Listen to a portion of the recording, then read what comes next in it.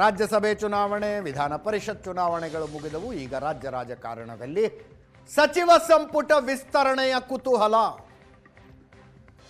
ಸಚಿವ ಸಂಪುಟ ವಿಸ್ತರಣೆ ಅಂದ ತಕ್ಷಣ ಒಂದು ಪ್ರಶ್ನೆ ಬಂದೇ ಬರುತ್ತೆ.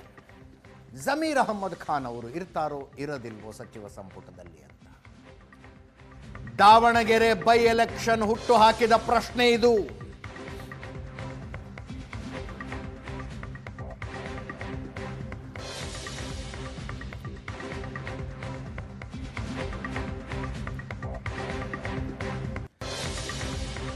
ಡಿಕೆ ಶಿವಕುಮಾರ್ ಅವರೊಂದಿಗೆ ಪ್ರಮಾಣ ವಚನ ಸ್ವೀಕರಿಸಿದ 13 ಜನರ ಪೈಕಿ ಜಮೀರ್ ಅಹಮ್ಮದ್ ಅವರು ಇರಬೇಕಾಗಿತ್ತು. ಆವತ್ತೇ ಬಿಡುಗಡೆಯಾದ ಒಂದು ಆಡಿಯೋ ಲೆಕ್ಕಾಚಾರಗಳನ್ನು ತಲೆ ಕೆಳಗಾಗಿಸ್ತು.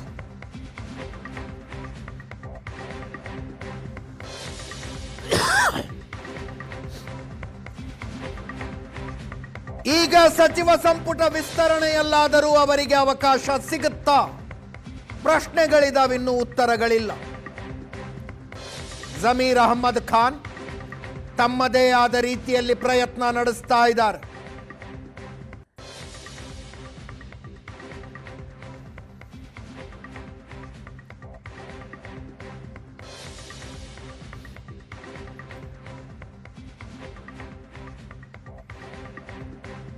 ಜಮೀರ್ ಅಹಮ್ಮದ್ ಖಾನ್ ಸಿದ್ದರಾಮಯ್ಯನವರ ಬಲಗೈ ಬಂಟ ಅನ್ನಿಸಿಕೊಂಡಿದ್ದವರು.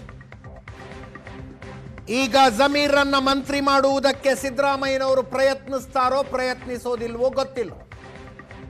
ಆದರೆ ಸತೀಶ್ ಜಾರಕಿಹೊಳಿ ಅವರಂತೂ ತಮ್ಮೆಲ್ಲ ಪ್ರಯತ್ನಗಳನ್ನ ಮಾಡ್ತಾ ಇದ್ದಾರೆ.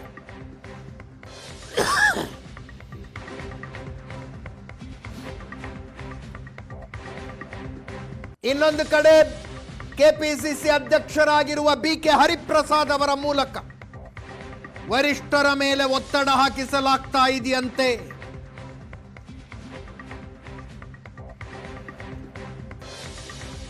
ಮುಸ್ಲಿಂ ಕೋಟಾದಲ್ಲಿ ಕ್ಯಾಬಿನೆಟ್ಗೆ ಬರುವುದಕ್ಕೆ ಎನ್.ಎ. ಹ್ಯಾರಿಸ್, ಸಲೀಂ ಅಹಮ್ಮದ್ ರಂಥ ನಾಯಕರುಗಳ ತುದಿಗಾಲ್ನಲ್ಲಿ ನಿಂತಿದ್ದಾರೆ.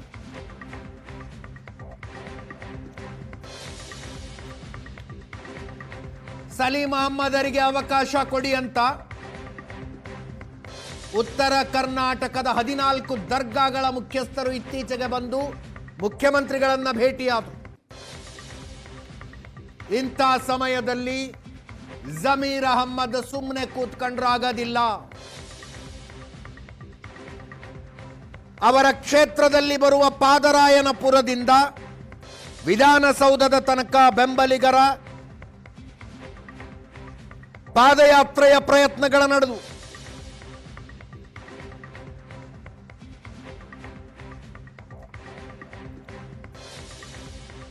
ರಾಜ್ಯದ ಬೇರೆ ಬೇರೆ ಕಡೆಗಳಲ್ಲಿ ಮುಸ್ಲಿಂ ಸಮುದಾಯದ ನಾಯಕರುಗಳ ಧರಣಿ, ಪ್ರದರ್ಶನ, ಹಕ್ಕೊತ್ತಾಯಗಳು ಕೂಡ ನಡೆದಿದ್ದಾವೆ.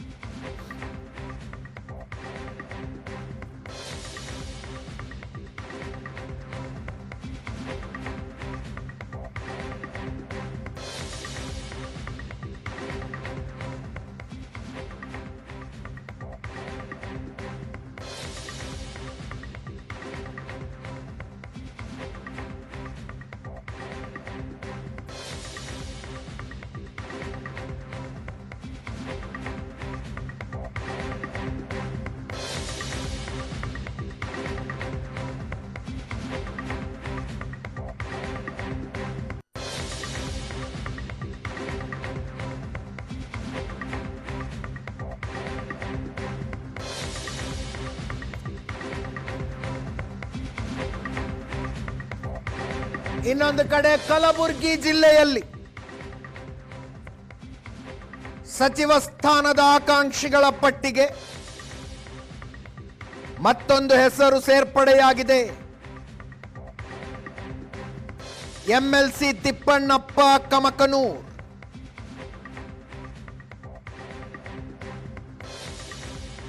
ಈಗಷ್ಟೇ ಎಂಎಲ್ಸಿ ಆಗಿದ್ದಾರೆ.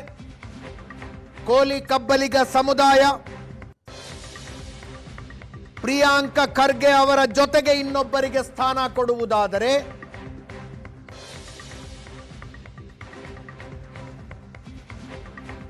ಕೋಲಿ ಕಬ್ಬಲಿಗರಾದ ತಿಪ್ಪಣ್ಣಪ್ಪ ಕಮಕನೂರಿಗೆ ಯಾಕಾಗಲ್ಲ ಅಂತ.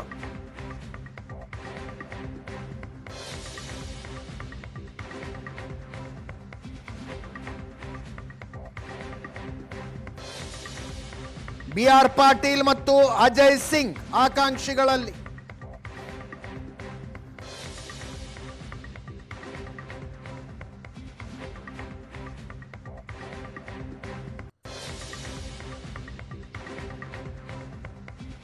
ಮಾತಾಡಿದಾರೆ ನೋಡಿ ತಿಪ್ಪಣ್ಣಪ್ಪ. ಕ್ಯಾಬಿನೆಟ್ದಲ್ಲಿ ನೀವು ಹೇಳಿ ಸತ್ಯ ಇದೆ. ಕಲ್ಯಾಣ ಕರ್ನಾಟಕ ಭಾಗದಲ್ಲಿ ಪ್ರತಿಯೊಂದು ತಾಲೂಕದಲ್ಲಿ 40,000 to 50,000 ಮತದಾರರು ಹೊಂದಿದೆ ನಾವು. ಮತ್ತು ಗುರುಮಿಡಕಲ್ ಕ್ಷೇತ್ರದಲ್ಲಿ ನಮ್ಮ ಜನಸಂಖ್ಯೆ ಸಮಾಜದವರು 80,000 to 90,000 ಮತದಾರರು. ಭಾರತ ದೇಶದಲ್ಲಿ ಮಹಾತ್ಮ ಗಾಂಧಿಯವರು ಕುಂತದ ಸ್ಥಳದಲ್ಲಿ ಡಾಕ್ಟರ್ ಮಲ್ಲಿಕಾರ್ಜುನ ಖರ್ಗೆ ಸಾಹೇಬರು ಅಲಂಕಾರ ಮಾಡಬೇಕಾಗಿತ್ತಂದ್ರೆ ನಮ್ಮ ಸಮುದಾಯದವರ ಕೊಡುಗೆ ಭಾಳ ಇದೆ. ಅವರು 9 ಸಲ ಆರಿಸಿ ಬರಬೇಕಾದ್ರೆ ಈ ತಳವಾರದ ಸಮಸ್ಯೆ ಇದೆ. ಇವೆಲ್ಲವೂ ಒಕ್ಕಟ್ಟಾಗಿ ಮಾಡಬೇಕಾದ್ರೆ ವಿಧಾನ ಪರಿಷತ್ ಸದಸ್ಯನ ಶಕ್ತಿಗಿಂತ ಒಂದು ಮಂತ್ರಿ ಕೊಟ್ಟರು ಕೂಡ ಇನ್ನೂ ಹೆಚ್ಚಿನ ಶಕ್ತಿ ಬರ್ತದೆ. ಸಮುದಾಯದವರು ಕೂಡ ಸಂತೋಷ ಪಡ್ತಾರೆ. ಏನಪ್ಪ ನಮ್ಮ ಸಮುದಾಯಕ್ಕೆ ಏನೂ ಇಲ್ಲಲ್ಲ ಅವಕಾಶ ಎಂಬ ಭಾವನೆ ಎಲ್ಲ ಕಡೆ ಕೊರಗಿದೆ. ಮತ್ತು ನನಗೆ ಯಾರು ಬರ್ತಾರೋ ನೀವು ಮಂತ್ರಿ ಆಗಬೇಕು ಅಂತ ಹೇಳ್ತಾರೆ. ಅದಕ್ಕಾಗಿ ನನಗೆ ಕಲ್ಪಿಸಿಕೊಡಬೇಕು ಅಂಥೇಳಿ ನನ್ನ ಹಕ್ಕು ಒತ್ತಾಯ ಇದೆ. ಸಾಮಾಜಿಕ ನ್ಯಾಯದ ಪರವಾಗಿ ನನ್ನ ಹಕ್ಕು ಒತ್ತಾಯ ಇದೆ. ಈ ಕಾಂಗ್ರೆಸ್ ಪಕ್ಷದಲ್ಲಿ ನಮ್ಮ ಜನ ಸುಮಾರು 72-73 ಹಿಡಿದು ನಿರಂತರವಾಗಿ ಬೆಂಬಲ ಕೊಟ್ಟಿದ್ದಾರೆ. ಡಾಕ್ಟರ್ ಮಲ್ಲಿಕಾರ್ಜುನ ಖರ್ಗೆ ಸಾಹೇಬರು ಕೂಡ 9 ಸಲ ಆರಿಸಿ ಬರಬೇಕಾದ್ರೆ ಈ ಸಮುದಾಯದವರ ಕೊಡುಗೆ ಇದೆ. ಅವ್ರು ಎಂದೂ ಮರಿಬಾರ್ದು ಈ ಸಮುದಾಯಕ್ಕೆ. ಅವರು ಕೂಡ ಅದೇ ರೀತಿಯಲ್ಲಿ ಸಮುದಾಯದವ್ರು ಬಂದ್ರೆ ಅವ್ರಿಗೆ ಕೂಡಿಸಿ ಪ್ರೀತಿ ವಿಶ್ವಾಸ ತೋರಿಸಿ ಅವ್ರ ಕಷ್ಟಗಳು ಏನೇ ಅವರು ಪರಿಹಾರ ಮಾಡ್ತಾಯಿದ್ದಾರೆ. ಅಭಿವೃದ್ಧಿ. ಆನಂದ ಬೈದನಮನೆ ನೇರ ಸಂಪರ್ಕದಲ್ಲಿದ್ದಾರೆ. ಆನಂದ, ಎಲ್ಲಿಗೆ ಬಂತು ಜಮೀರ್ ಅಹ್ಮದ್ ಅವ್ರದ್ದು ಆ ಆಡಿಯೋ ಕಥೆ ಏನು ಅನ್ನೋದು ಬಗೆಹರಿಯೋ ತನಕ ಸಚಿವ ಸಂಪುಟದಲ್ಲಿ ಸ್ಥಾನ ಸಿಗಲಿಕ್ಕಿಲ್ಲ ಅಂತ ಅನಿಸುತ್ತೆ. ಅಂದರೆ ಏನೋ ಒಂದು ಆಂತರಿಕ ತನಿಖೆ ಆಗ್ತಾ ಇದೆಯಂತೆ. ಅದು AI ಕ್ರಿಯೇಟೆಡ್ಡು ಆರ್ಟಿಫಿಷಿಯಲ್ ಇಂಟೆಲಿಜೆನ್ಸ್ನ ಆಡಿಯೋ ಅಂತ ಏನೋ ಒಂದು ಮಾಡಿ ಸ್ಥಾನ ಕೊಡ್ತಾರಾ, ಅಥವಾ ಜಮೀರ್ ಅಹ್ಮದ್ರಿಂದ ಒಂದು ಸ್ಪಷ್ಟನೆ, ಕ್ಷಮಾಪಣೆ, ಆಡಿಯೋ ನಿಜ ಅಂತ ಏನಾದರೂ ಬಂದರೆ ಅದನ್ನು ಮಾಡಿ ಅವಕಾಶ ಕೊಡ್ತಾರಾ, ಅಥವಾ ಅವಕಾಶವನ್ನು ನಿರಾಕರಿಸಲಾಗುತ್ತಾ? ಇವತ್ತಿನ ವಾತಾವರಣ ಹೆಂಗಿದೆ? ಡಿ ಕೆ ಶಿವಕುಮಾರ್ ಮುಖ್ಯಮಂತ್ರಿ ಆಗುವ ಸಂದರ್ಭದಲ್ಲೇ ಜಮೀರ್ ಅಹ್ಮದ್ ಎಂಟ್ರಿ ಆಗ್ತಾರೆ ಅನ್ನುವಂಥದ್ದು ಸಹಜವಾಗಿ ಚರ್ಚೆ ಆಗ್ತಾ ಇತ್ತು. ಆದರೆ ಆಡಿಯೋ ಕಾರಣಕ್ಕಾಗಿ ಅದು ಡಿಸ್ಟರ್ಬ್ ಆಗಿತ್ತು. ಅಂತಿಮವಾಗಿ ಡಿ ಕೆ ಸುರೇಶ್ ಅವರು ಜಮೀರ್ ಅಹ್ಮದನ್ನು ಭೇಟಿ ಮಾಡ್ತಾರೆ. ಸುದೀರ್ಘ ಚರ್ಚೆಯ ಬಳಿಕ ಮೊದಲ ಹಂತದಲ್ಲಿ ನಿಮ್ಗೆ ಅವಕಾಶ ಇಲ್ಲ ಅಂತೇಳಿ ಅವ್ರಿಗೆ ಕನ್ವಿನ್ಸ್ ಮಾಡೋದನ್ನು ಭಾಳ ಸ್ಪಷ್ಟವಾಗಿ ಮಾಡ್ತಾರೆ. ಆ ಕನ್ವಿನ್ಸ್ ಆದ ನಂತರದಲ್ಲಿ ಕೆಲವೊಂದಷ್ಟು ಬೆಳವಣಿಗೆಗಳು ಆಗ್ತವೆ. ಅಂದರೆ ಕನ್ವಿನ್ಸ್ ಆದ ನಂತರದಲ್ಲಿ ಮುಖ್ಯಮಂತ್ರಿಯಾಗಿ ಡಿ ಕೆ ಶಿವಕುಮಾರ್ ಅಧಿಕಾರ ಸ್ವೀಕಾರ ಮಾಡ್ತಾರೆ. ನಂತರದಲ್ಲಿ ಶೀಘ್ರವೇ ಆಗತ್ತೆ ಅನ್ನುವಂಥ ನಿರೀಕ್ಷೆ ಇತ್ತು ಸಂಪುಟದ ವಿಸ್ತರಣೆ. ಅದಾಗಿಲ್ಲ. ರಾಜ್ಯಸಭಾ ಚುನಾವಣೆ ತನಕ ವೇಟ್ ಮಾಡಬೇಕು ಅಂತ ಹೈಕಮಾಂಡ್ ಹೇಳಿತ್ತು. ರಾಜ್ಯಸಭಾ ಚುನಾವಣೆ ಕೂಡ ಮುಗಿದೋಗಿದೆ. ಈಗ ಜಮೀರ್ ಅಹ್ಮದ್ ಅವರ ಪ್ಲೇಸಲ್ಲಿ ಬೇರೆ ಬೇರೆ ಹೆಸರುಗಳು ಭಾಳ ಪ್ರಮುಖ ಕೇಳಿ ಬರ್ತದೆ. ಹ್ಯಾರಿಸ್ ಇರ್ಬೋದು, ರಿಜ್ವಾನ್ ಇರ್ಬೋದು, ಸಲೀಂ ಅಹ್ಮದ್ ಇರ್ಬೋದು, ರಹೀಂ ಖಾನ್ ಅವರಿಗೆ ಮತ್ತೊಂದು ಬಾರಿ ಅವಕಾಶ, ಹೀಗೆ ಬೇರೆ ಬೇರೆ ರೀತಿಯ ಚರ್ಚೆಗಳು ಕೂಡ ಇದೆ. ಯಾಕಂದರೆ ಕಲ್ಯಾಣ ಕರ್ನಾಟಕದಲ್ಲಿ ಇರ್ತಕ್ಕಂಥ ಮುಸ್ಲಿಂ ಸಮುದಾಯವನ್ನು ಕನ್ಸಿಡರ್ ಮಾಡಿದ್ರೆ ರಹೀಂ ಖಾನ್ ಅವರಿಗೆ ಮತ್ತೊಂದು ಅವಕಾಶಗಳಾಗತ್ತಾ ಅನ್ನುವಂಥದ್ದು, ಕನಿಜಾ ಫಾತಿಮಾ ಇದ್ದಾರೆ. ಸೊ ಹೀಗೆ ಬೇರೆ ಬೇರೆ ಹೆಸರುಗಳು ಕೂಡ ಇದ್ದಾವೆ. ಆದರೆ ಕಳೆದ ಬಾರಿ ಇದ್ದ ಹಾಗೆ ಜಮೀರ್ ಅಹ್ಮದ್ರಿಗೆ ಅತ್ಯಂತ ಒಂದು ಸುಗಮವಾಗಿರ್ತಕ್ಕಂಥ ದಾರಿ ಇಲ್ಲ. ಯಾಕಂದರೆ ಸಲೀಂ ಅಹ್ಮದ್ ಅವರ ಒಂದು ಪೈಪೋಟಿ ಭಾಳ ದೊಡ್ಡ ಮಟ್ಟದಲ್ಲೇ ಇದೆ. ಸಲೀಂ ಅಹ್ಮದ್ ಅವರ ಪರವಾಗಿ ಲಾಬಿ ಮಾಡ್ತಕ್ಕಂಥವ್ರು ಕೂಡ ಇಡ್ತಾ ಇರುವಂಥ ಸಬ್ಜೆಕ್ಟ್ ಅಂದರೆ SM ಕೃಷ್ಣ ಸರ್ಕಾರದಲ್ಲಿ 5 ಮುಸ್ಲಿಮರಿಗೆ ಅವಕಾಶವನ್ನು ಕೊಡಲಾಗಿತ್ತು. ಆದರೆ ಈ ಬಾರಿ ಅಂದರೆ ನಂತರದಲ್ಲಿ ಕಾಂಗ್ರೆಸ್ಸಿಂದ ಯಾವುದೇ ರೀತಿಯ ಅವಕಾಶಗಳು ಆಗಿಲ್ಲ. ಹಾಗಾಗಿ ಕಿತ್ತೂರು ಕರ್ನಾಟಕ ಭಾಗದಲ್ಲಿ ಅವಕಾಶಗಳನ್ನು ಕೊಡಬೇಕು.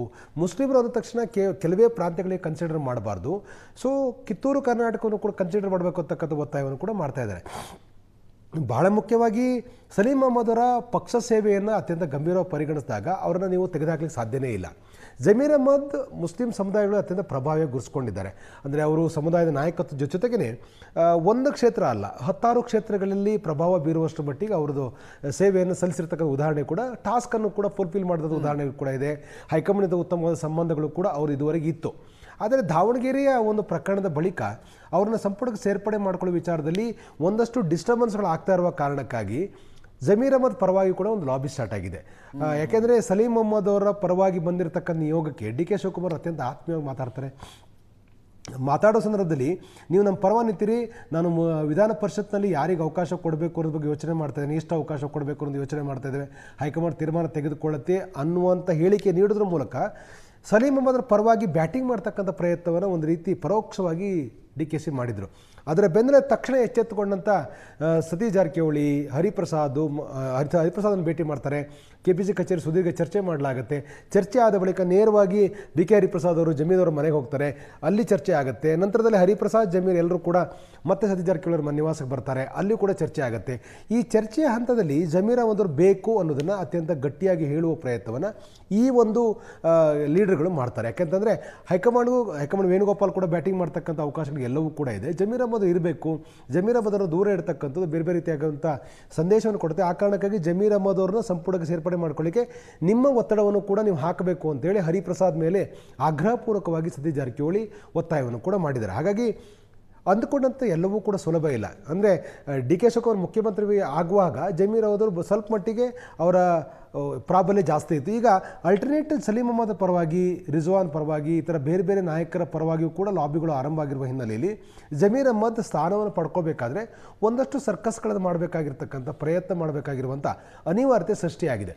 ಹಾಗಾಗಿ ಸತೀಶ್ ಜಾರಕಿಹೊಳಿ ಮೂಲಕ, ಸಿದ್ದರಾಮಯ್ಯವ್ರ ಮೂಲಕ, ಹರಿಪ್ರಸಾದ್ ಮೂಲಕ ತಾವು ಪ್ರಯತ್ನವನ್ನು ಮುಂದುವರಿಸಿದ್ದಾರೆ. ಅದು ಎಷ್ಟರ ಮಟ್ಟಿಗೆ ಹೈಕಮಾಂಡ್ ಅವ್ರನ್ನ ಕನ್ಸಿಡರ್ ಮಾಡುತ್ತೆ, ಅಥವಾ ಎರಡು ಮುಸ್ಲಿಮರಿಗೆ ಅವಕಾಶ ಕೊಟ್ಟಿದ್ರೆ ಒಂದು ಜಮೀರ್ ಅವರಿಗೆ ಕೊಟ್ಟು ಇನ್ನೊಂದು ಸಲೀಂ ಅಹಮದ್ರಿಗೆ ಅವಕಾಶ ಕೊಡಲಾಗತ್ತಾ, ಅಥವಾ ಕಲ್ಯಾಣ ಕರ್ನಾಟಕದ ಇನ್ನೊಬ್ಬರಿಗೆ ಅವಕಾಶ ಕೊಟ್ಟು ಜಮೀರ್ ಅದನ್ನು ಕನ್ಸಿಡರ್ ಮಾಡಲಾಗತ್ತಾ, ಅಥವಾ ಜಮೀರ್ ಅದನ್ನು ಸಂಪೂರ್ಣ ಕೈ ಬಿಟ್ಟು ಹೊಸ ನಾಯಕತ್ವ ಅನ್ನೋ ರೀತಿಯಲ್ಲಿ ಸಲೀಂ ಅವರಿಗೆ ಅವಕಾಶವನ್ನು ಕೊಡಲಾಗತ್ತಾ, ಇವೆಲ್ಲವೂ ಕೂಡ ಇನ್ನು ಕೆಲವೇ ದಿನಗಳಲ್ಲಿ ಭಾಳ ಅದಕ್ಕೊಂದು ಸ್ಪಷ್ಟತೆ ಸಿಗುತ್ತೆ. ಅಜಿತ್, ಅಂದರೆ ಜಮೀರ್ ಅಹಮದ್ ಅವರಿಗೆ ಮಂತ್ರಿ ಸ್ಥಾನ ಕೊಡಬೇಕು ಅನ್ನೋ ಒತ್ತಡ ಬಂದಾಗಲೆಲ್ಲ ಆಡಿಯೋದ ವಿಷಯ ಚರ್ಚೆಗೆ ಬರುತ್ತಾ? ಈ ಆಡಿಯೋ ಈ ಸಚಿವ ಸಂಪುಟದ ಮೊದಲ ಕಂತಿನಲ್ಲಿ, ಅಂದರೆ ಡಿ ಕೆ ಶಿವಕುಮಾರ್ ಮುಖ್ಯಮಂತ್ರಿ ಆಗುವ ಸಂದರ್ಭದಲ್ಲಿ ಭಾಳ ದೊಡ್ಡ ಮಟ್ಟದಲ್ಲಿ ಚರ್ಚೆಗೆ ಕಾರಣ ಆಗಿತ್ತು. ಈಗ ಮುಖ್ಯಮಂತ್ರಿಯಾಗಿ ಡಿ ಕೆ ಶಿವಕುಮಾರ್ ಆದ ನಂತರದಲ್ಲಿ ಆ ಆಡಿಯೋ ಬಗ್ಗೆ ಪಾರ್ಟಿ ಒಳಗಡೆ ಅಂತ ಗಂಭೀರವಾದ ಚರ್ಚೆ ಇದು. ಹೈಕಮಾಂಡ್ ಮಟ್ಟದಲ್ಲಿ ಈಗಾಗಲೇ ಮಾಹಿತಿಗಳು ಹೋಗಿತ್ತು, ಹೈಕಮಾಂಡ್ ಬಗ್ಗೆ ಒಂದು ಚರ್ಚೆ ಮಾಡಿ ತೀರ್ಮಾನ ತೆಗೆದುಕೊಳ್ಬೇಕಾಗಿತ್ತು. ಇದು ಎಷ್ಟರ ಮಟ್ಟಿಗೆ ಸತ್ಯ, ಇದು ಹಿಂದಿರ್ತಕ್ಕಂಥ ವ್ಯಕ್ತಿ ಶಕ್ತಿ, ಇದು ಯಾಕಾಯಿತು, ಎಲ್ಲವನ್ನೂ ಕೂಡ ಹೈಕಮಾಂಡ್ ಗೊತ್ತಿರೋ ಒಂದು ವಿಚಾರವೇ. ಹಾಗಾಗಿ ಜಮೀರ್ಗೆ ಒಂದು ಕಾನ್ಫಿಡೆನ್ಸ್ ಏನಂತಂದರೆ, ನನಗೆ ಕೊಟ್ಟಿರ್ತಕ್ಕಂಥ ಭರವಸೆಯಂತೆ ಎರಡನೇ ಹಂತದಲ್ಲಿ ಅವಕಾಶವನ್ನು ಕೊಡಲಾಗುತ್ತೆ, ನಾನು ಕಮ್ಯುನಿಟಿ ಲೀಡರ್, ನನ್ನನ್ನು ಯಾವುದೇ ಕಾರಣ ಕೈ ಬಿಡಲ್ಲ ಅಂತಕ್ಕಂಥ ವಿಶ್ವಾಸದಲ್ಲಿ ಇದ್ದಾರೆ. ಆದರೂ ಕೂಡ ಪ್ರಯತ್ನವನ್ನು ಮುಂದುವರಿಸಿದ್ದಾರೆ. ಯಾಕೆ ಪ್ರಯತ್ನ ಮುಂದುವರಿಸಿದ್ದಾರೆ ಅಂತಂದರೆ, ಸಲೀಂ ಅಹಮದ್ ಕಳೆದ ಬಾರಿಗಿಂತ ಈಗ ಅತ್ಯಂತ ಪ್ರಬಲರಾಗಿದ್ದಾರೆ. ಅವರ ಪರವಾಗಿ ಧಾರ್ಮಿಕ ಗುರುಗಳು ಕೂಡ ಹೈಕಮಾಂಡ್ ಮೇಲೆ ಒತ್ತಡ ಹೇರುವ ಮಟ್ಟಿಗೆ ಅವರು ತಮ್ಮದೇ ಆಗಿರ್ತಕ್ಕಂಥ ಸ್ಟ್ರಾಟಜಿಗಳನ್ನು ಮಾಡ್ತಾ ಇದ್ದಾರೆ. ಹೀಗಿರುವಾಗ ಜಮೀರ್ ಅಹಮದ್ ಮೌನವಾಗಿದ್ದರೆ ಅಥವಾ ಸುಮ್ಮನಿದ್ರೆ ಅವಕಾಶ ಕೈ ಚೆಲ್ತಕ್ಕಂಥ ಸಾಧ್ಯತೆಗಳು ಹೆಚ್ಚಿರುವ ಕಾರಣಕ್ಕಾಗಿ ಪ್ರಯತ್ನಗಳನ್ನು ಮುಂದುವರಿಸಿದ್ದಾರೆ. Yes, thank you so much Anand.